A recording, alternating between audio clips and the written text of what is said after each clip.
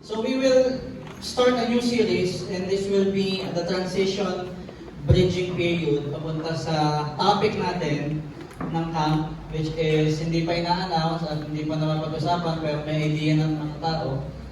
And it will be legendary. Yung topic na yun. Kasi ganun maalala nyo, galing tayo sa Awaken, tama? And then napunta tayo sa nung last camp, Unchained. ha? Unchained.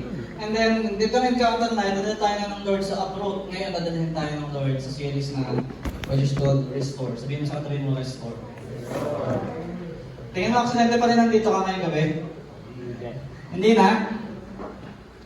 Imagine, out of all the nights na nandito ka ngayong gabi ito, ngayon nagbigay ang Lord ng new series called Restore.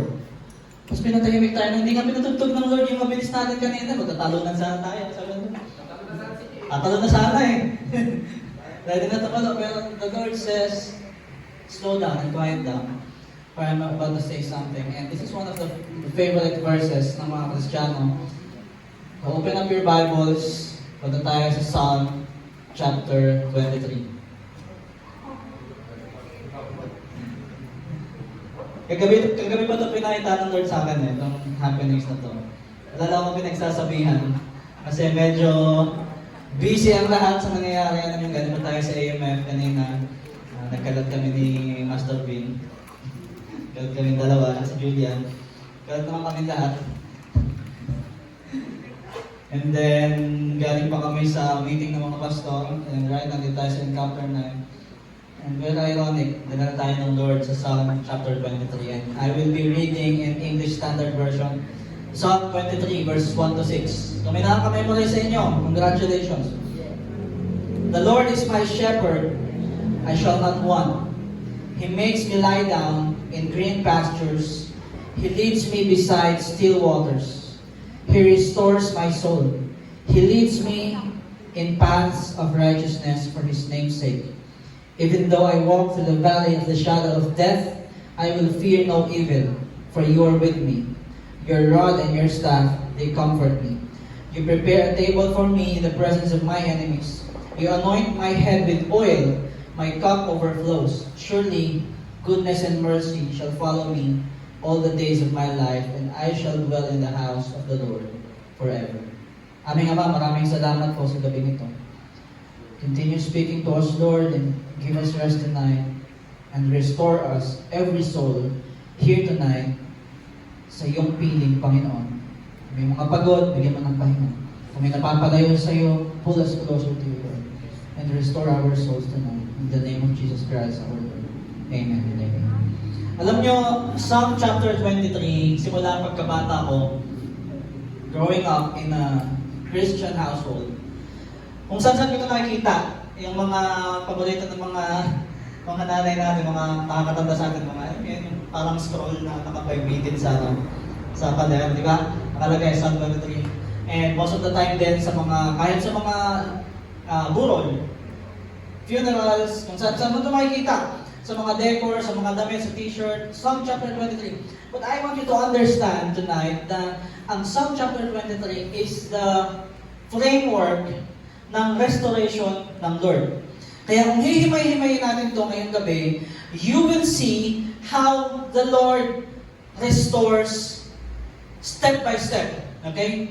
Ito ay sinulat ni King David. He wrote it as a confession of trust in God who shepherds broken, tired, and hunted people. Okay? Hindi lamang para sa mga broken. May broken ba dito ngayong gabi? Okay. Hindi lamang para sa mga pagod. Hindi may katabi mo kung pagod na. Yan. Yung mga pagod na. At meron pa isa, for hunted people. Kasi si King David at this time, alam mo yung problema niya?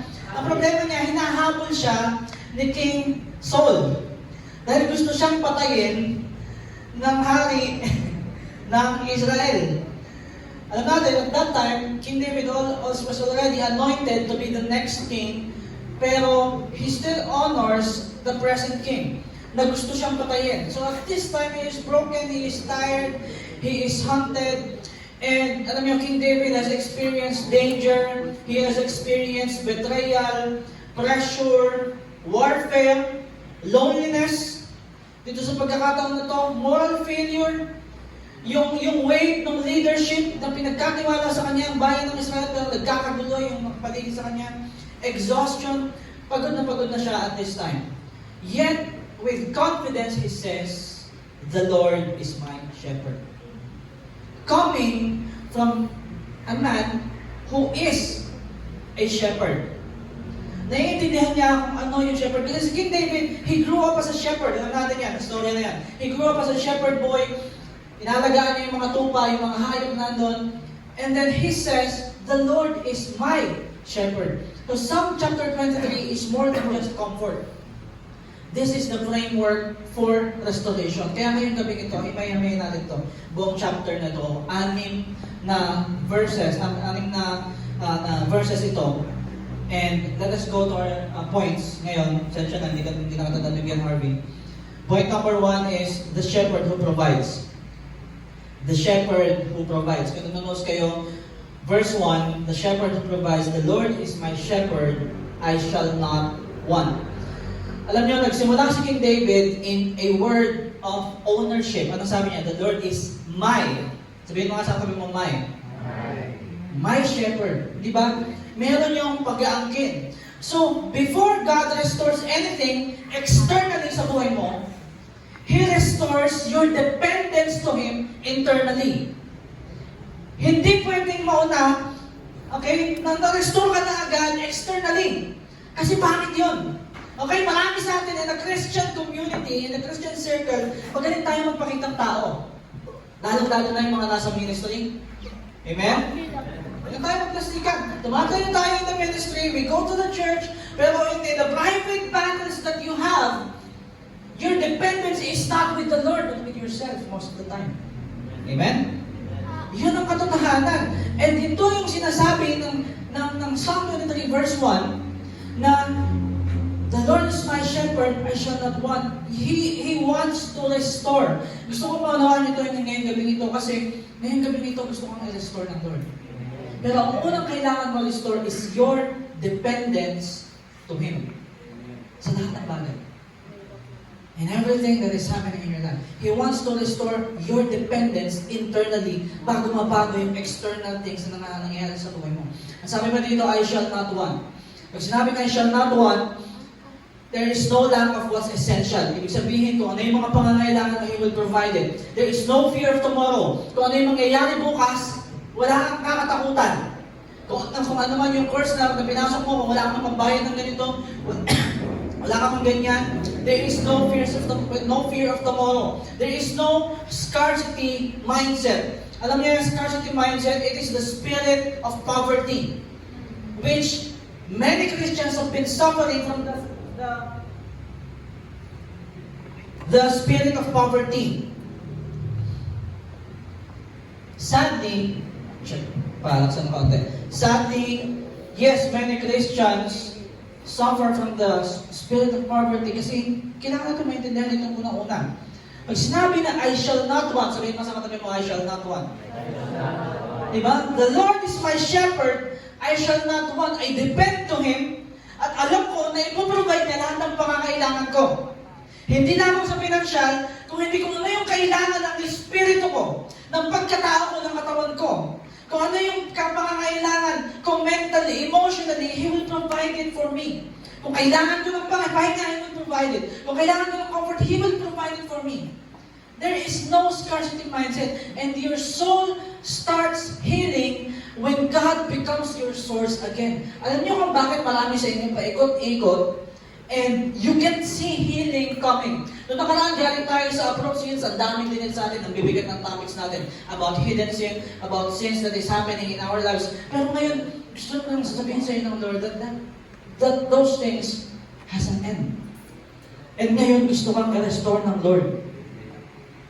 Pero kailangan, unang-una, kailangan tumatak sa isip nyo that God should become your source again. Kasi huwag na tayo magplastikan. He's not your source right now. Amen? Karamihan sa atin, dito ngayong gabing ito, God is not your source. You started relying on your own. You started relying on things. You started relying on things apart from God. And ngayong gabing ito, kung gusto mo for your soul to heal, if you want to experience true healing, bago tayo pumasok sa next season natin na magkakasama, God wants Him to become your source again. Alam niyo, ang isang sanga, a branch, it doesn't bear fruit by effort. Tama? Nakita na kayo nakapulo, uy, may sanga, oh. Nakita mo, nilagay mo sa bahay, tapos nagbunga. Pwede ba yun? Hindi, nag-effort siya, talagang pipilit niya. Hindi katulad mo, di ba? Pag talagang may pearl sa'yo mo, by effort na talagang magbunga. Ang ibang bunga yung lalabas sa'yo. Di ba? Pagdating sa isang sanga, it bears fruit by staying connected to the vine. Amen? Hindi siya magbubunga kung hindi siya konektado. And then what are we doing? As Christians, we should understand na hindi tayo magkakaroon kayo naman ng bunga kung hindi tayo konektado sa Diyos at hindi siya ang source natin. I know you've heard that once in your life, but God wants you to hear that one more time ngayong gabing ito. Kasi gusto ng Diyos na i-restore ka ngayong gabing ito. Ano bang hinahanap mo sa buhay? Mga you've been looking for fulfillment? Ano bang hinahanap mo? Success sa career, relationships, ano bang hinahanap? Ministry, accomplishment. Restoration begins with returning to your shepherd. Alam mo, kahit mag-aral ka habang buhay mo, you will never be satisfied. Kahit talaga makuha mo yung gusto mong career, kahit makuha mo yung gusto mong relationship, ang pogi, nakuha kayo yung ano niya, bigote niya. Masaya. Kahit makuha mo yung bigote niya, if the Lord is not your source, kahit makuha mo yung career na gusto mo, maging architect ka, maging ano ka, engineer, ano pa ba? Ano mga gusto niyo? Sino ang mga college na dito? O magka-college, ano gusto niyo? Ano kukuhanin niyo? Maging accountant, maging flight attendant, ano pa? Ikaw, Harvey, anong kukuhanin mo ba sa college? Hindi pa, wala pa din pa niya alam. Ha? Financial problem daw. Ang kukuhanin niya sa... Kung ano man yung gusto mong kuhanin, makamit mo man lahat ng pangarap mo sa buhay, but if you are not connected to the King, walang kwenta lang ng bagay yan, you will still feel exhausted. Amen? That is the truth. So true restoration begins with returning to your shepherd. Kaya mamaya, ito yung unahin natin. Okay, bago tayo magpatuloy, and God touches your soul, you being restored, kailangan unang-una, bumalik ka sa Kanya. Yung dependence mo, ibalik mo sa Diyos. Amen? Kasi tayo, problema sa atin, natin tayo nang hanap ng pagdedependehan natin ng ibang bagay. Kung ano pa man yan, kung tao man yan, kung ano mang addiction yan. We look for things kung saan tayo magdedepend, but there is only one source that can bear fruit in your life, and that is God. Number 2, verse 2, the shepherd who brings rest. He makes me lie down in green pastures. He leads me beside still waters. Ito nga nakakatawa kanina kasi alam mo na dito papunta, hindi nyo alam eh. Wala, hindi ka kasi sinabi kay Julian na i-post mo yung topic natin bukas ha. Hindi ka sinabi sa kanya eh. Pero kanina, alam natin, binigyan tayo ng Diyos ang kalayaan na maupo sa panan. And later, that is what we're gonna do. Again, yun pa rin ang gagawin natin. And God sometimes makes us lie down because we won't do that on our own. Sa pilitan, minsan alam mo yun, ang Lord na, kaya nakalagay dito, He makes me lie down in green. Ano ba kayo? Kasi hindi na yung mga alagang hayop. Kapag yung aburido na, minsan pag si Harvey aburido yan, ano yung kayo, talagang pipilitin ko yan, hawa ko sa paa, sa pilit. May kaya na, di ba? Ganun yung picture na nasa isip ko eh. He makes me lie down. Hindi sinabing, He leads me there and waits for me to lie down. Hindi sabi, He makes me lie down. The Lord makes you lie down in green pastures. Siya yung nag-cause na maglaylan ka. Siya yung nag-cause na mabigyan ka ng pahinga. Kasi bakit? Kung ikaw ang papipiliin, you wouldn't lie down on your own. You wouldn't take rest. Gagalaw ka lang ng gagalaw, kikilos ka lang ng kikilos, mag-iisip ka lang ng mag-iisip, hanggang maubos yung isip mo. Diba? Kung may isip ang natitira, hanggang sa mag-develop ka na ng anxiety, hanggang sa mag-develop ka na ng takot sa kanya, hanggang sa mag-develop ka na ng depression o kung ano ng bagay sa isip, because you wouldn't lie down on your own. And the second step to restoration is, you should allow God to bring you rest. Amen. Because you wouldn't on your own. Yung ibig sabihin ng green pastures, dito sa passage na ito, is nourishment. Okay? Nourishment. Yung ibig sabihin naman sa kasunod, He leads me beside still waters. Ano ibig sabihin ng still waters? It is peace. Kagaling lang namin Ate Faith nyo sa Palawan. Okay, nung nakakita ko doon, hindi pa yung pinopost yung picture ko with the crocodile eh. Gusto mo ikis eh, kasi bawal yata ikis yung crocodile. Pag sinabing still waters at isa kang pusa, di ba? Pagka, ang buhaya kasi pag nakita mo yan, ang predator, hindi ilalabas yung ulo niya pagka-atakihin ka niya. Pero, and most of the time, they're in muddy water. Hindi mo sila nakikita, pero nakikita ka nila. Pero if the shepherd leads you into still waters, banayan yung tubig, malinaw, nakikita mo, imposibleng maatake ka kasi nakikita mo yung nasa harap mo. This is what is equivalent to peace in this passage. Ibig sabihin, yung kapayapaan at yung pahinga ay nanggagaling sa Diyos. Pag sinabi namang lie down, di ba, He makes me lie down, ay ibig sabihin yan ay surrender. Sabihin mo sa katabi mo, surrender. Sabihin mo sa kapila, surrender. Kung meron tao sa likod mo, sa harap mo, sabihin mo, surrender. Kailangan maintindihan nyo ito, kasi sabi dito, He makes me lie down, He makes me surrender in the nourishment that He gives. He makes me lie down in green pastures. Ibig sabihin, surrender ng busyness natin, ito yung tatlong busy. O busy-busy yan. Diba? Surrender of busyness, surrender of fear. Diba? Katabi mo kung matatakotin. Ano mga takot din sa buhay? Diba? Surrender of fear. Baka naman yung takot naman, palagi lang. Ano? Cockroach, diba? Ostrich. Mga ganyan mga takot. Yung sinasabi kong fear dito is the fear of the unstoppable marching of time that leads to inevitable death. Yan, mga ganyan klase ng fear. Intindihan niyo? Diba? Surrender of fear, surrender of self-reliance. Yun na naman, babalik na naman tayo sa kanina. Self-reliance again. When you surrender these things, dito ka lang mabibigyan ng Diyos ng pahinga. Amen? Baka nag-i-amen kayo pero hindi nyo naiintindihan. Amen ba? Dito ka lang mabibigyan ng Diyos ng pahinga when you surrender to Him. Kung bakit ang dami sa inyo is restless, di ba? Ang dami sa inyo ay talagang, alam mo, parang hindi na alam kung anong gagawin sa buhay. Hindi na alam kung saan pupunta. It is because you are not surrendering to the shepherd. Okay?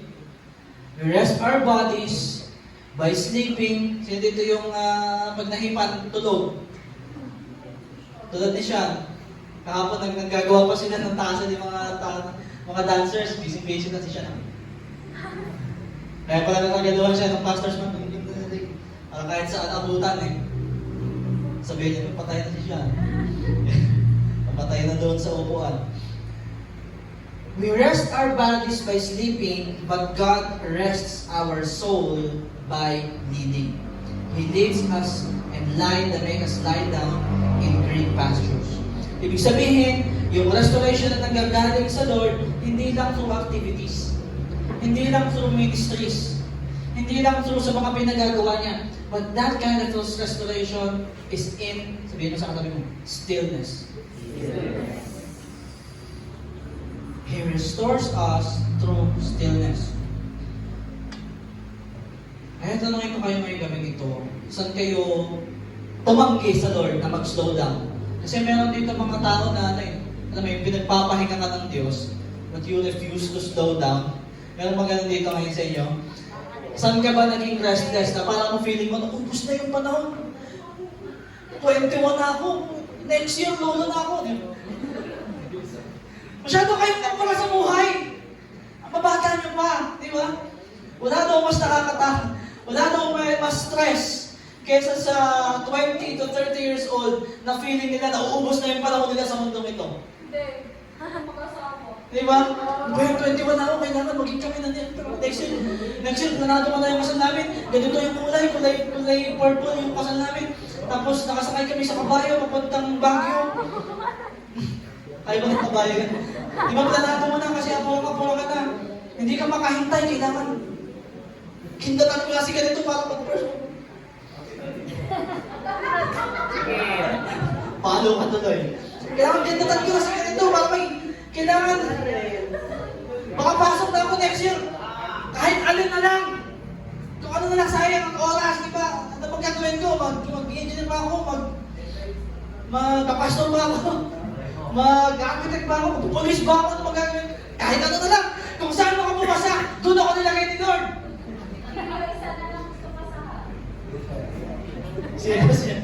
Kanya walang gulay si Gio. Ano siya? He's in still waters, right? Kasi ang dami sa inyo, ang dami sa atin, sobrang natin, Christmas feeling natin, nauubos na yung panahon natin. Na kapag hindi ka alam mo yun, kaya nakabig sa inyo, kung confused kayo ang dami sa generation na to, simula nung pumasok yung K-12 na yan, ang dami sa generation na to confused. Totoo lang. Amen. Sino dito hindi confused? Wow! Di ba? Ang dami sa generation na to confused. Kaya kasi si Jeremy, an example ko si Julian eh. Kasi ilang taon kang tumigil. Di ba? Ang dami niyang panahon mag-isip kung anong kukuhanin niya sa college kasi 3 taon siya nagpahinga. Di ba? Tapos nung papasok na siya, hindi pa rin siya sure. Pag tinusilipa na siya, pasok ka na. Di ba? We feel restless most of the time, and I am saying, as I'm saying this to you tonight, and the Lord is saying this to you, through this verse 2, let the shepherd lead you to peace again. So, ano naman sa inyo sa dulo yung again? Kasi, that means, your life have been in peace once before. Ibig sabihin, naranasan mo na alam mo yung feeling ng peace. Alam mo yung feeling na sa Lord umaasa. But then you straight your path. And ngayong gabing ito, let the shepherd lead you to peace one more time. Amen? Pwede ba yun? Amen. Number 3. The shepherd who restores. Ito yung pinupunto natin ngayong gabing ito. Bilang nasa series natin, restore series tayo. Number 3, the shepherd who restores. He restores my soul. He leads me in paths of righteousness for His name's sake. Okay, medyo maangas to, kaya himay-himay natin. Pag sinabing to restore, it means to heal, it means to renew, it means to bring back, it means to make whole. Heal, renew, bring back. Pag sinabi ko ninyo, hindi lang patsyan ka, kung ano naman ang sugatan sa'yo, hindi, baguhin ng Diyos. It means to bring back the things that you lost along the way, and it means to make you whole. Ibig sabihin, buuin ka ulit ng Diyos from what is breaking you. And I want you to understand that God repairs broken identities. God repairs drained emotions. Kung ubos ka na, wounded minds from traumas, mga pagod na puso, lost direction. Kung hindi mo na alam kung saan pupunta, nag-iisa lamang ang may kakayanan na mag-repair ng lahat ng yan, at yan ay ang Diyos. And then, He redirects you. He doesn't just restore you doon sa luma mong dinadaanan. Now, He redirects you into something new. Isn't it amazing that, alam mo yun, parang feeling, ang hirap-hirap na parang medyo napalayo na ako sa Lord, parang yung self-reliance ko medyo malalim na. But God is saying to you right now that He wants to redirect you into something new. It's something beautiful. It's something that you have never seen before. Kung naranasan mo na yung presensya na dati, at feeling mo, alam mo na yung presence ng Lord, pasensya na kung babasahin ko kayo. you haven't experienced the fullness of what He can give yet. So, ibig sabihin ko, naranasan mo ito doon nakaraan, He can still give you something new. Sino may pag-asa doon? Amen? He can lead you into something new, into something more beautiful than before. Alam niyo, kapag kang isang craftsman, alam niyo, isang repairman, mayroon kang isang sira na pinaayos sa kanya, hindi yun basta papachinan niya lang. Okay? Minsan may papalitan siya dyan na parts, and He will restore yung nire-repair niya papunta doon sa purpose niya. Ibig sabihin, kalimbawa, pinaayos ko yung speaker na yon, at dinala ko yan sa technician, hindi nyo yun ibabalik sa akin. Okay na to, cute na ulit. Nakita nyo, may kalawang, pintangan natin. Tapos pagkatigil hindi pa rin tumutunog. Hindi. He will restore it into its purpose, which is to make sound. Amen? Ibig sabihin, yung restoration na gustong gawin sa iyo ng Lord is for you to be restored in the purpose kung saan kanya ginawa. Kung ikaw ay isang mang-aawit ng Diyos, kung ikaw ay isang dancer, kung ikaw ay isang evangelist, kung ikaw ay tinawag ng Diyos na magpastor, tinawag ka ng Diyos into the ministry, He wants to restore you into your purpose. Kaya ngayong gabi ito, gusto ko tanongin niyo yung sarili niyo, ano ba yung may kailangan na i-restore ang Diyos sa akin? What needs restoring in my life? What needs redirection in my life? And mamaya, I want you to let Him heal what you lost.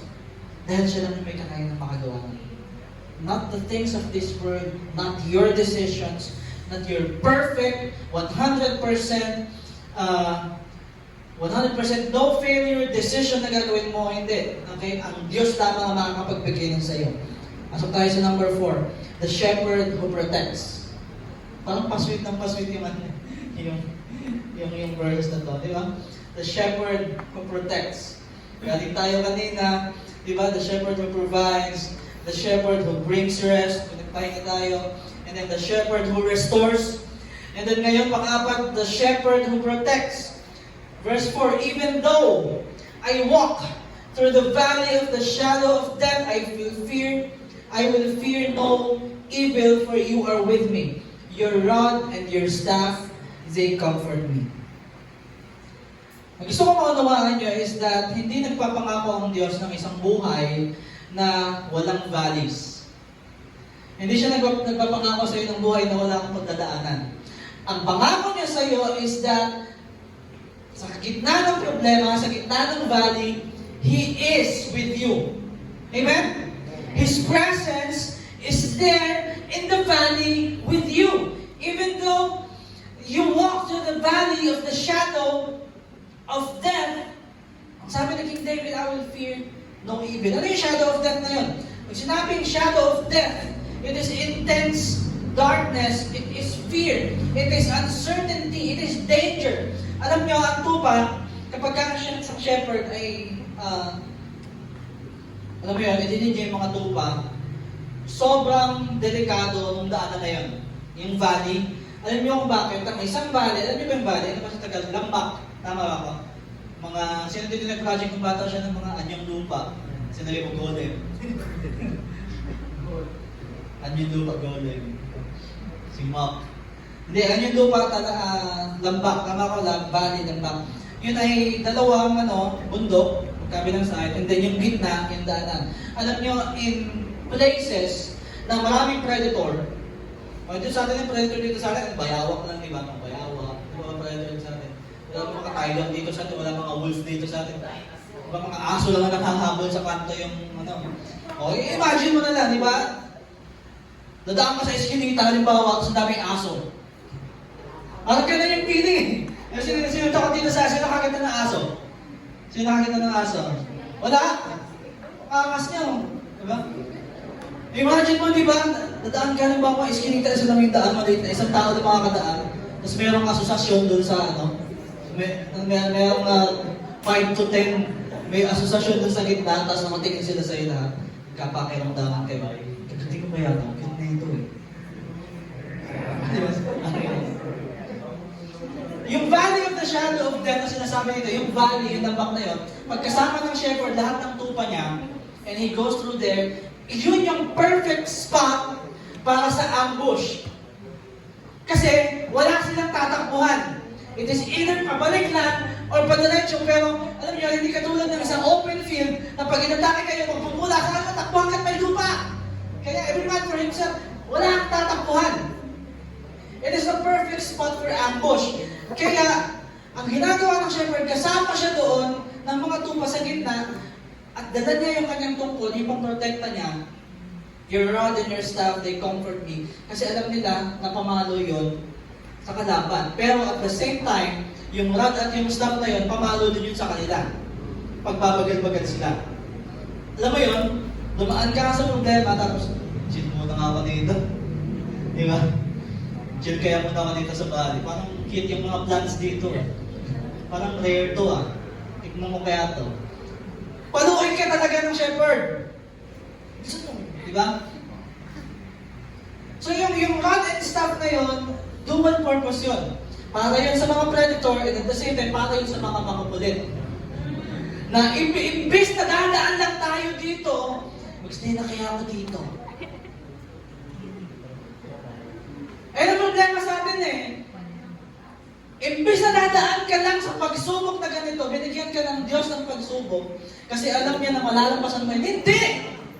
Magstay na nga ako dito, parang ito na yung nahanap-hanap ko eh.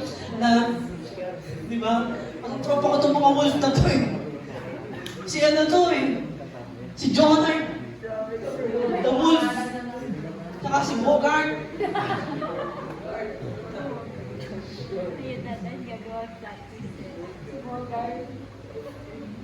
Imbes na dadaan lang kayo at kasama mo siya, nagpapaiwan ka. So magtataka, bakit ba sinabi yung buhay ko? Makulit ka kasi. Di ba? You want to stay in darkness, you want to stay in fear, you want to stay in uncertainty, you want to stay in danger. Pero ang katotohanan is that, ang sabi dito, I will fear no evil. Ito yung gusto ng Diyos na maging laman ng puso mo ngayong gabi nito. I will fear no evil. Hindi dahil hindi totoo yung valley, hindi dahil hindi nag-i-exist na madilim na dadaanan ninyo at may mga predator, but because the shepherd is present. Amen? The shepherd is present there with you. Gusto ko na every time na dadaan ka sa ganyan mga problema, maunawaan mo na kasama mo pa rin ng Diyos. Amen? He will be with us to the very end of the age. Tama ba? Your rod and your staff, pag sinabing rod, protection, pag sinabing staff, it is guidance and rescue. Protection sa predators, guidance and rescue sa iyo pag kung saan ka na pumupunta. A child doesn't stop crying. Alam niyo, sino dito yung merong memory na ganito eh. Nung pumapasok pa kami sa Little Angels Kids School, nung kinder ako. Alam niyo kung ano yun? Kung saan yung school na yun? Yun ang pinagsimulan ng Biblika. Hindi niyo alam yun, no? Little Angels Kids School, kinder kami. First time ko pumasok sa school, umiyak lang ako buong hapon. Kasi panghapon ako nun. Kasi umulan. Kasi akala ko hindi na ako makaka-uwi. Kasi umulan eh.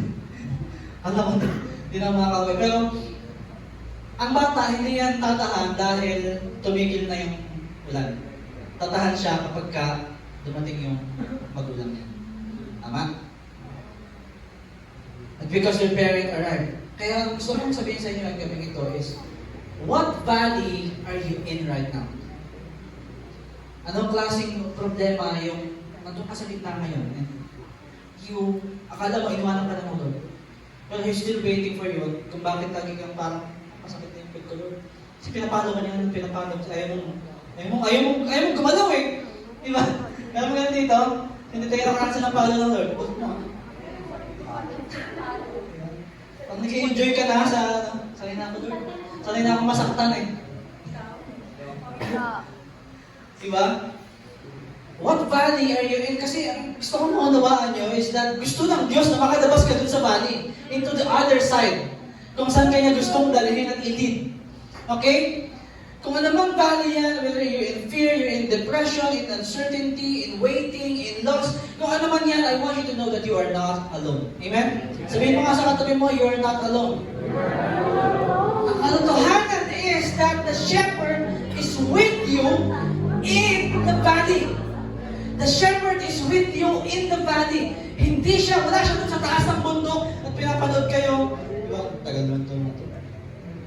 Hindi, wala siya sa taas ng bundok. He is with you doon sa middle ng valley mismo. And I want you to know that He is waiting for you to move. Okay? Amen? Naintindihan? Verse 5, number 5, the shepherd who fights for me. Gusto niyo paswit ng paswit ito eh. Pinakaswit yung 6. The shepherd who fights for me, number 5. You prepare a table before me in the presence of my enemies. You anoint my head with oil. My cup overflows. Ito yung maganda eh. God doesn't remove you, or God doesn't remove your enemies. He blesses you in front of them. Amen. Let me say that again. God doesn't remove your enemies. He blesses you in front of your enemies. Sinabing enemies, ito ba yung kaaway mo? Inaisip agad ng tao. Hindi yung enemies yung tinutukoy ko. Sinasabi kong enemies yung pinagdadaanan mo. May it be spiritual oppression, pressure, anxiety, ano mo yun, mga critics, mga unseen warfare na meron ka. God blesses you in front of all of them. Kaya kung sinasabi sa'yo ng kaaway na wala ka nang matutupan, hindi ka na makakabalik sa loob. I want you to know that God is waiting to bless you in the presence of those enemies that you have. At sabi dito sa kasunod, you anoint my head with oil. Ano yung anointing na yun? Ang tingin natin sa anointing ay yung presence ng God eh, di ba? Pag sinabing anointing, it is calling. Number 1, lagi yung ibig sabihin ng anointing is calling. Ibig sabihin, He wants to call you again. Kung saan kanya tinawag. He wants to heal you. Ibig sabihin, anoint my head with oil. It is calling, it is healing, it is authority, it is protection, and it is refreshing. Okay? Calling, healing, authority, protection, and refreshing. This is a time of refreshing you. Gusto ng Diyos na i-restore tayo ngayong gabi ito. Gusto ng Diyos na i-restore ka ngayong gabi ito. Sabi pa sa kasunod, my cup overflows. Hindi lang basta survival, hindi lang basta surviving, kung hindi abundantly supplied or overcome. Kaya itong kabuuan nito, labig sa inyo, this is a transition period papunta sa camp natin, which is the next topic that we have. Abangan nyo na lang. Which is secret muna. Wala nang teaser. God doesn't just give you a snack in the corner. Hindi kanya basta binibigyan ng so chill na. Hindi, di ba? He makes a feast for us in front of what threatened you. Kung ano man yung nag-threaten sa buhay mo ngayon, sa lahat ng pinaghirapan mo at ng Diyos na buuin sa buhay mo, God wants you to know na He will prepare a feast for you sa harapan ng mga nag-threaten sa iyo. Isn't that amazing? Amen? Yeah. Kaya ang tanong ko sa iyo is, where have you felt surrounded in this season? At ang gusto kong gawin natin is that look again because God is setting a table for victory. Amen? He is waiting to give you victory. Number 6, the shepherd who pursues me. Pag sa inyo, pinakaswerte yung 6 eh. Di ba? Sino dito yung nakaranas na ma-pursue?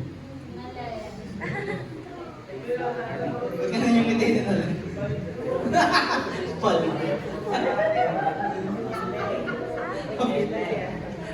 Tumabi ka pa kasi niya kay Dave eh. The shepherd who pursues me. Sign natin verse 6. Surely goodness and mercy shall follow me all the days of my life, and I shall dwell in the house of the Lord forever. Ano sa akin ng panghawakan? Gusto ko nga i-memorize nito eh. Buong verse, buong chapter 23. Ngayon lang po. Surely, goodness and mercy shall follow me all the days of my life, and I shall dwell in the house of the Lord forever. Alam niyo ibig sabihin ng follow? It means to chase you down. Habulin ka. Kaya ano yung humahabol sa'yo? Goodness and mercy. Pag sinabing goodness, it is God giving you what you don't deserve. Pag sinabing mercy, it is God withholding what you do deserve.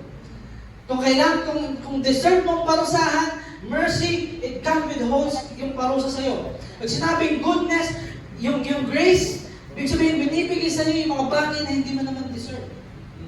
And for the things that we did in this life, we are all undeserving. Pero ang kagandahan dito is that goodness and mercy is following us for all the days of our lives. Sabihin, hindi tayo maghahabol sa blessing, it is the blessing that will chase us. Sabihin, hindi tayo matatakot na mawala yung grace sa atin, it is the grace that is following us because of what the Lord has done for us. At yung pinakamasaya doon, sabi ko sa dulo, we will dwell in the house of the Lord forever. Yung ending ng restoration, sabi ko sa inyo, framework ng restoration itong Psalm chapter 23. It ends with deep communion with God. Ang katapusan ng lahat ng ito, when you understand what restoration is, it is that you will be with God forever, and there is nothing more precious than that. Walang bagay na pwede kang ipalit sa bagay na yun sa mundong ito. Amen? Katulad ng isang anino na laging nakasunod sa iyo, God's goodness and mercy will stick to your life. Kailangan mo lang ma-recognize. Okay? You have to recognize that it is following you all the days of your life. Kaya, tigil-tigilan na natin matakot para sa kinabukasan, because goodness is what is behind us. Mercy is what is behind us. And the shepherd is in front of you, leading you. Amen? Kasama natin ng Diyos. Okay? Kaya kung babalikan natin ito lahat, and get ready to worship tayo. Psalm 23 covers every part ng experience natin bilang mga tao. And again and again, I am telling you na gusto ng Diyos na makaranas ka ngayong gabi na ito ng restoration. Gusto mo ba yun? Yeah. Amen? Sino ba yung gusto ng restoration? Yeah. Tignan nyo, balikan natin yung kabuuan ng 23. Sa verse 1, it is provision. Sa verse 2, it is peace. Amen? Sa verse 3, it is restoration. Sa verse 4, it is protection. Verse 5, it is vindication. And verse 6, it is pursuit. And it is presence forever and ever. Kaya itong chapter na to, hindi ito pampatay. Tulad ng lagi nakalagay sa mga funeral services, it is a song for your life. It is a song for the restoration of what God has in store para sa atin. Amen? It is not a chapter about death. It is a chapter about a shepherd who wants to restore every part of your life. Amen? And I'm gonna ask you again, sino yung gusto ng restoration ngayong gabi? Pabalik tayo sa pinakauna. It is that kung gusto mo magtuloy-tuloy itong restoration na to, ang una mong kailangan yung i-restore is your dependence to Him. Sabihin mo sa sarili mong dependence. Yan yung hinihingi ng Diyos sa ating gabi nito. So right now, through worship, let us dive in dito sa tinulong sa atin ng Diyos ngayong gabi nito. Sige, if you want to go in your